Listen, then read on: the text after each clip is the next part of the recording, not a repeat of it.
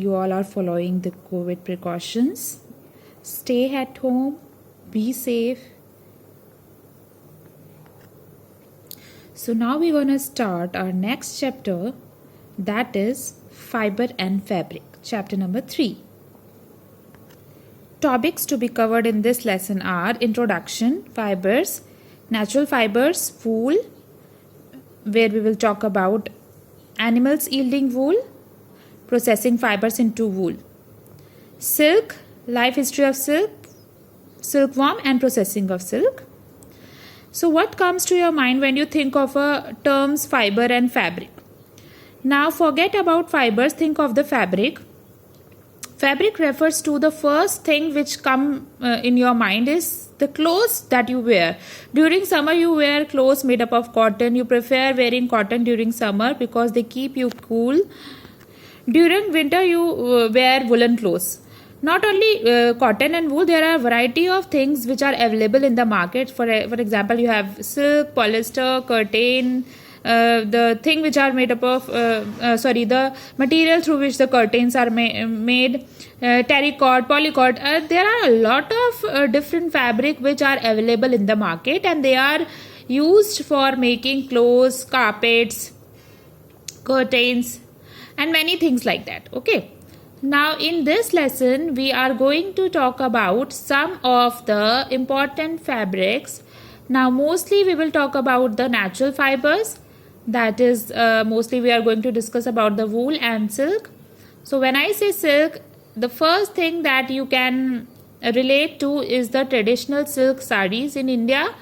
You also have the dresses which is made up of silk. When I say wool, what you can think of? The woolen clothes, the jackets, the sweaters, the caps, socks which you wear during winter. So here we are going to discuss about what all things involve, like processing through which the entire process of silk and the entire process of wool, and that is going to be our agenda in this lesson.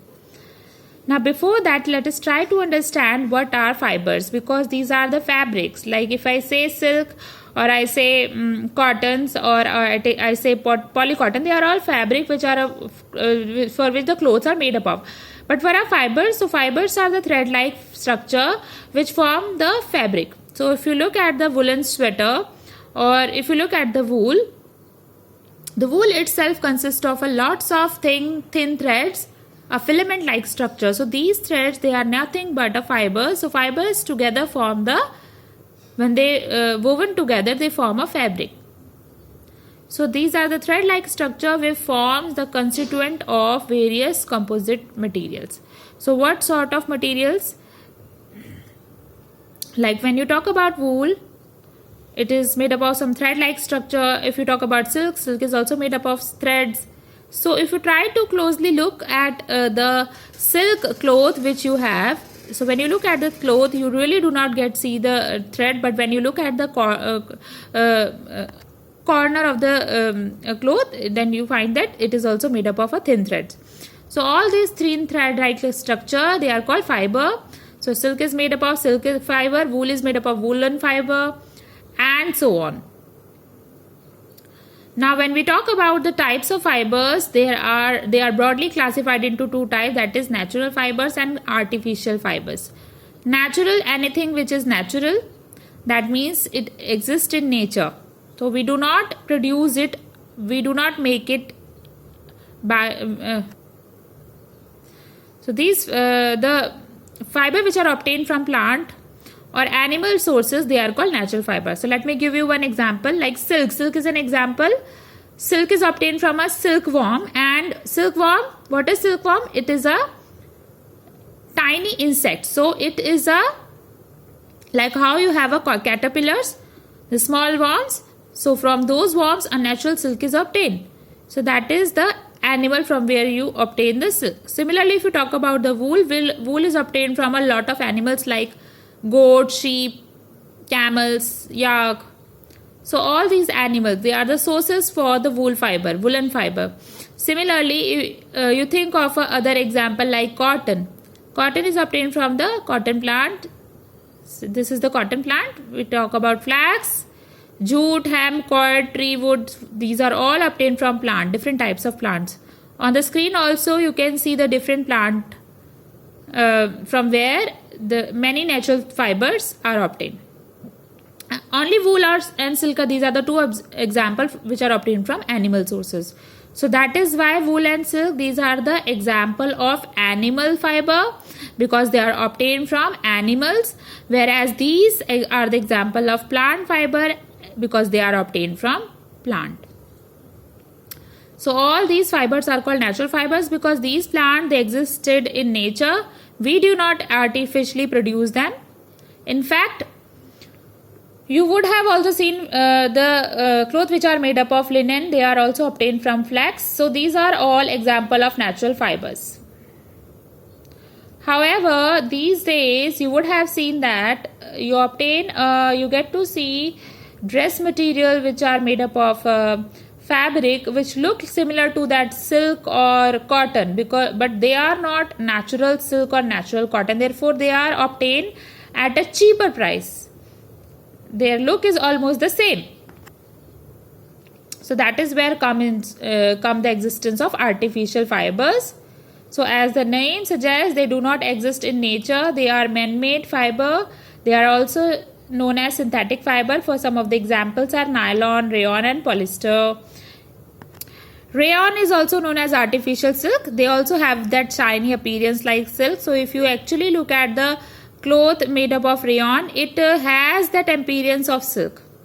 So it is called artificial silk. But silk, since it is not obtained naturally, so its production is under the control of living beings. So if we want to get more rayon, we have to produce more rayon. So it is comparatively cheaper and available at lower cost as compared to the natural silks. Polyester is another example. So as I discussed, based on the sources of these natural fibers, those fibers which exist in nature, whether they are obtained from plant or animal sources, they are classified as a plant or animal fibers. So example of plant fibers would be cotton, jute, linen, flax, coir. These are all example of plant fiber. Cotton, jute, flax, hemp, coir. So they are all example of plant fiber. Whereas wool is an example of animal fiber because it is obtained mostly from animals like sheep, yak, goat, etc. Also, silk is an example of a natural fiber because it is obtained from silkworm. Silkworm is a caterpillar stage of the silk moth. So silk moth looks somewhat little similar to the butterfly, but it has the life cycle. Once it reaches to the silkworm stage, during this stage it produces silk. So silk and wool are example of the animal fiber which are obtained from animal. So now we are going to talk about wool in more detail. So first let us talk about the sources of wool. As I said, these are obtained from the hair of the animal.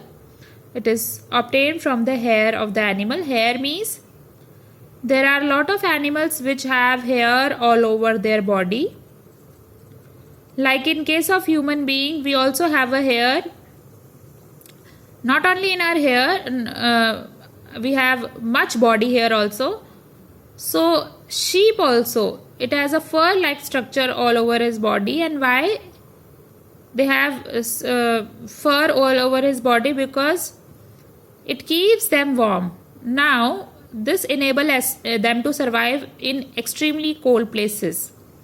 So when we want wool, what we done is the hair of the animal body along with a thin layer of skin is taken out.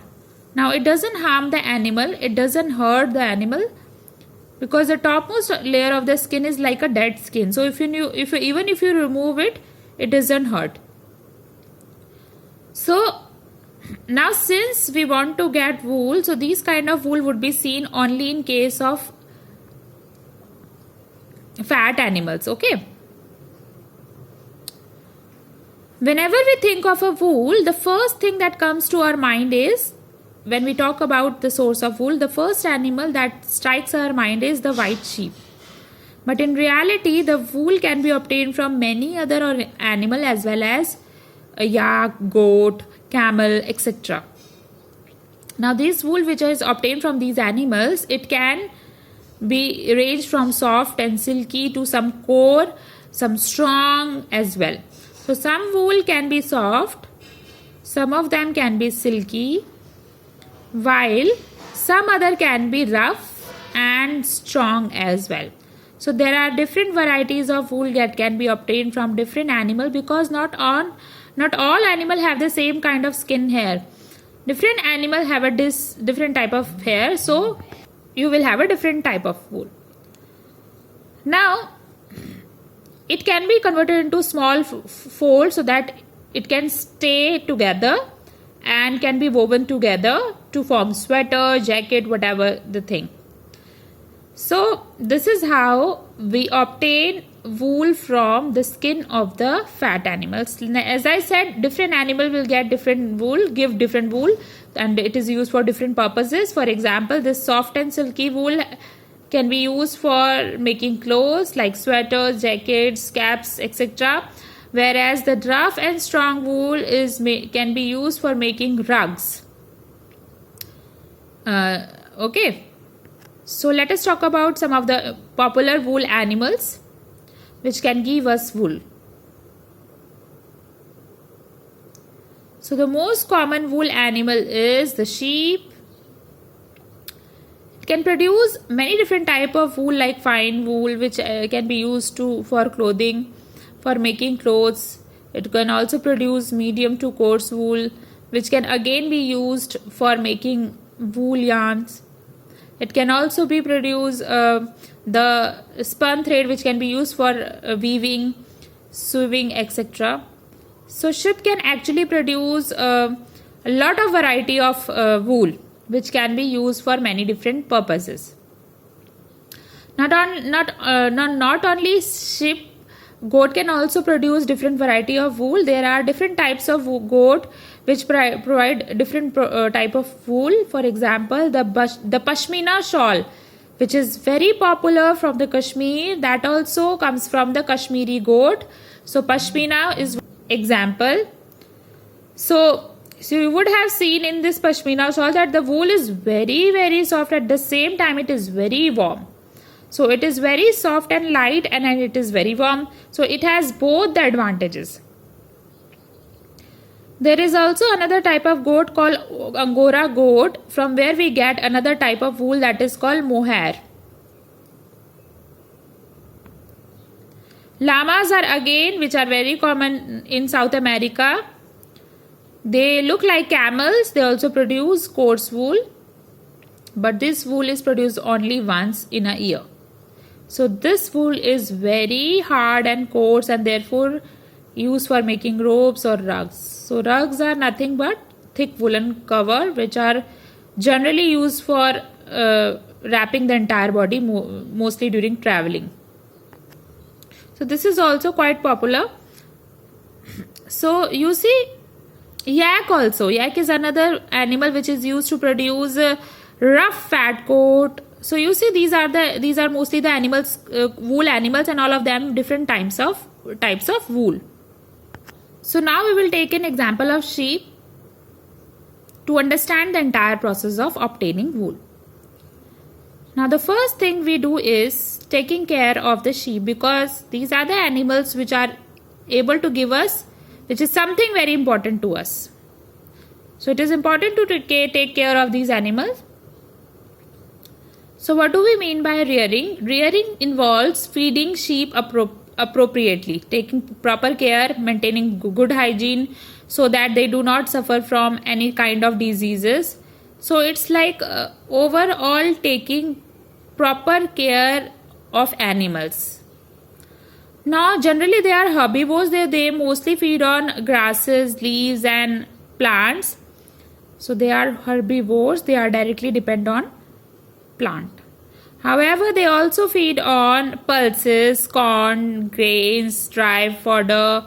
These are also some of the food items for sheep. It is also equally important to maintain the proper hygiene, because if proper hygiene is not maintained, there are chances that they might get infected with some disease that would make them ill, and also that would reduce the productivity of wool. Now the next thing need to be taken care of is breeding of sheep. When we talk about breeding, we talk about the good quality of sheep which needs to be maintained, so that the new sheep it is also of a good quality. So sheep are selectively bred to produce good quality sheep. Now what do you mean by selectively breeding a bred? It means we choose the good quality sheep and we allow them to mate with each other, so that the offspring which are produced, they are also of good quality. So what are the quality that we are looking at in a sheep? So we see that the sheep from the new sheep which is being produced should have thick hair growth.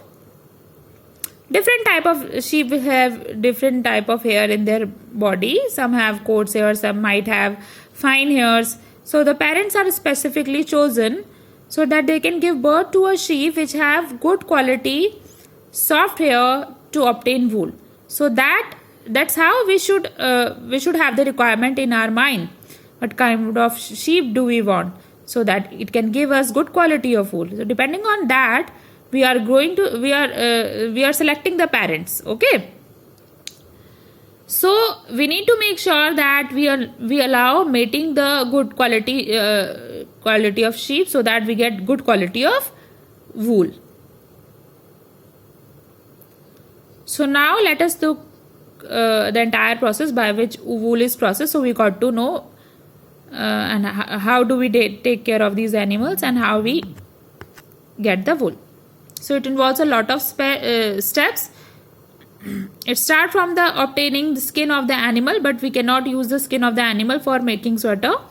So it needs to be processed, and there are a lot of things that need to be done before it is obtained, before we receive them as a wool yarn on shops. So the first is shearing, scouring, sorting, burr picking, dyeing, rolling into yarn. So these all are the steps. So let us discuss all these steps one by one. Okay. So we start with shearing. So this is the process of removal of woolly covering along with a thin layer of skin. But here actually the layer of the thin, it does not get the animal did not get harmed by removing of the thin layer of skin, because it was a dead skin. Okay. Sometimes you get cut, you get some wound. Gradually your wound heals, and that layer of the skin that it just get removed from your body. So once that skin become dead, does it give you pain? No. So in the similar way, the uppermost layer of the skin in the sheep is a dead skin, so that can be removed. It doesn't give pain to the sheep. It is something like when a person sheep he doesn't feel anything, because when a person shave, because when it shave it doesn't feel any pain, because it was the upper layer of the hair. Okay.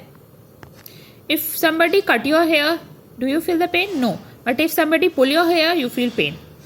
So during shaving you do not feel pain, like when somebody is cutting your hair, you do not feel pain. But when somebody is pulling your hair, you feel pain. The feel of pain is due to your brain, because brain is actually telling you that there's something is paining in your body, and here they don't have any nerves. Okay, hair don't have any nerves. So when somebody is cutting your hair, so there is no nerves, so nobody to send that information to the brain, and you do not feel the pain. But somebody when pulling your hair, they are connected to the hair follicles, and that are attached to the nerves. So when somebody is pulling here, the follicle also pulled and the nerves are also informed. So once the nerves are informed, they will send the information to the brain and you will be able to feel that pain. So similar concept applies for sheep as well. For them also the hair do not have any nerves, so they don't send any message to the brain and they do not feel any pain. And moreover, the topmost layer is the dead skin. Now this process is done during summers. Okay. Because after removal the animal feel cold. Okay. So therefore this process is done during the summer so that they can survive even without the woolly covering and without their hairs, and when in winter come they will be able to have more hairs on their body because it naturally grow on their body. So by the time it is winter, the proper growth of hair, they have the proper growth of hair and they will be survive. So this is the process of shearing. Now the next process is scouring, which we will discuss in the next video. I hope this is up to this is clear to you. Still you have any doubt, you can ask me in your Zoom class. Thank you, students.